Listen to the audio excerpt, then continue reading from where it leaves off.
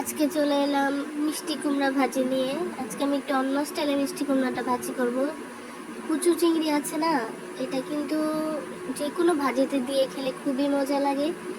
কারা কারা দেন আমি জানি না, আমি প্রায় ভাজির মধ্যে এই চিংড়িটা দিয়ে থাকি।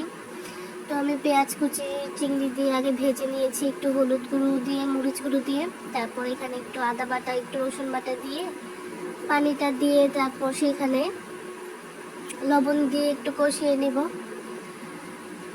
একটু ভালো করে কষানোর পর আমি সেখানে মিষ্টি কুমড়াগুলো দিয়ে দেব। মিষ্টি কুমড়ার কালারটা এত সুন্দর কি বলবো, ক্যামেরাতে কতটুকু এসেছে আমি জানি না, সামনাসামনি তো একদম প্রেমে পড়ার মতো মিষ্টি কুমড়ার রঙটা শুধু।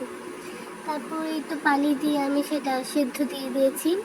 এখন কিছু কাঁচামরিচ ফালি করে দিয়ে দিলাম।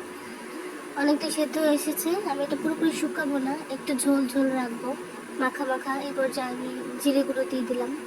জিরে গুঁড়ো দিয়ে একটু মাখা মাখা হওয়ার পর এখানে আমি একটু চিনি দিচ্ছি। আপনারা কি চিনি অ্যাড করেন মিষ্টি কুমড়োতে? আমি মাঝে মধ্যে দিই, একটু চিনি দিলে ব্যালেন্সটা ভালো হয়, খেতে ভালোই লাগে। এটা হয়ে এসেছে আমার মিষ্টি কুমড়া ভাজি কিংবা ঝোলে ঝোলে মাখা মিষ্টি কুমড়া। কালারটা এত সুন্দর, জাস্ট অসাধারণ। খেতেও কিন্তু দারুণ মজা হয়েছে। আপনারা কিন্তু অবশ্যই ট্রাই করবেন।